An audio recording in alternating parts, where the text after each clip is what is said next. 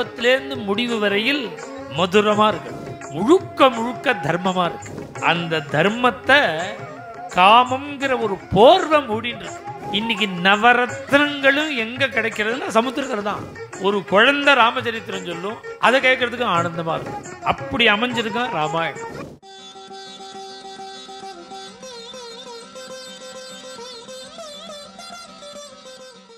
சுபமதனுத காவியம் சுவாது ராமாயணாக்கியம். அவ்வளவு ரொம்ப மதுரம், திகட்டாததான். சுவாது ராமாயணாக்கியம். இது என்னன்னா மதுமய பணித்தீனாம் மார்கதரிசி. எல்லாருக்கும் ஆசையாக இருக்கும், நாம் ஒரு கவிதை பாடினா இனிமையாக இருக்கணும், மதுரமாக இருக்கணும். அப்படின்னா ஏதாவது ஒரு இடத்துல அது இடைஞ்சல் ஆகிடும். அது நரநர கல்கண்டு சாதம் சாப்பிட்டுட்டே இருக்கும்பொழுது கல் மாட்டிக்கிறது பாருங்க. அப்படியே ரசித்து சாப்பிட்டுட்டே இருக்கும்போது கடிப்பம் கல் இருக்கும், அது ரசபங்கம் வந்துடும். அது மாதிரி தான் நல்ல காவியம் பண்ணிகிட்டே இருக்கும்போது ஒரு இடைஞ்சலாக ஒரு ஸ்லோகம் வருமா, கல்பனை வரும், அது எல்லாத்தையும் ஸ்பாயில் பண்ணிவிடும். எந்த விதமான ஒரு இடைஞ்சலும் இல்லாமல் ஸ்பாயில் பண்ணாமல் மூலத்திலேருந்து ஆமூலாகிறோம், ஆரம்பத்திலேருந்து முடிவு வரையில் மதுரமாக இருக்கணும். இதை ஒதுக்கிற விஷயம் எதுவுமே இருக்கக்கூடாது, எல்லாமே கல்கண்டு பிள்ளையார் மாதிரி இருக்கணும். அப்படின்னு கவிதை பண்ணணும்னு நினைக்கிறவாளுக்கு மார்கதரிசி. யாருடா வழிகாட்டினா வால்மீகி தான் வழிகாட்ட. மதுமய பணிதீனாம் மார்கதரிசி. போஜன் சொல்கிறான், வால்மீகியை கொண்டாடி போஜராஜா சொல்கிறார். அப்படி வால்மீகி ராமச்சரித்திரம் பண்ணி இதை யாருக்கு உபதேசம் பண்ணலாம்னு ஆலோசனை பண்ணிகிட்டே இருக்கும் பார்த்தாராம் அவர். காமார்த்த குணசம்யுக்தம் தர்மார்த்த குண விஸ்தரம். அவர் பண்ணின ராமாயணத்தை அவர் ஒரு தடவை பார்க்குறாராம். பெரிய வித்வான்கள்லாம் தாம் பாடின காம்போதி கல்யாணி ஒரு தடவை கேட்பா, எப்படி பாடியிருக்கோன்னு. அவள் பார்த்து நன்னா இருந்ததுன்னா அவர் அறியாமல் அவரே பேஷம் போகிறான். அவர் தான் பாடியிருக்கார். இருந்தாலும் அவர் அறியாமல் தலையாட்டுறார் பாருங்க. அதுபோல் வால்மீகி பார்க்குறாராம், அவரே பேஷ்னாராம். அவர் ராமாயணத்துக்கு அவரே பேஷ் பண்ணுறார். எப்படி இருக்குன்னார், பார்த்தா எப்படி இருக்குன்னா, அந்த புறத்தில் ஒரு கிழவன் திருதீயமாக கல்யாணம் பண்ணிட்டு கைகிட்ட மாட்டின்னு திண்டாடின கதை மாதிரி தெரியுது. காமார்த்த குண சம்யுக்தம். மேலால் பார்த்தா இருக்கு.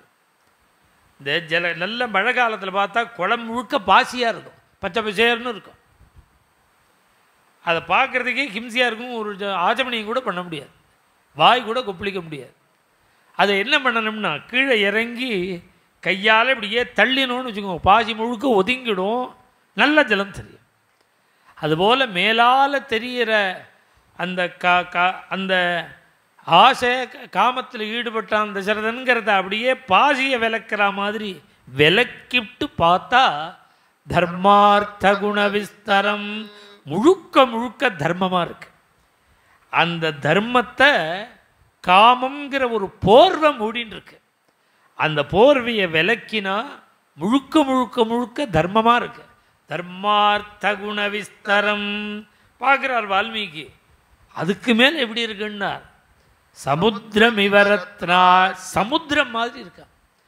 இன்னைக்கு நவரத்னங்களும் எங்கே கிடைக்கிறதுனா சமுத்திரத்தில் தான். இப்போ எத்தனையோ ஸ்டோன்லாம் இருக்குது. நவரத்னத்துக்கு என்ன மதிப்பு சொல்லுங்க? நவரத்னத்துக்கு என்ன மதிப்புன்னா சமுத்திரம்தான். பவழம், கோமேதகம் எல்லாம் பூமியிலேருந்து தானே கிடைக்கிறது.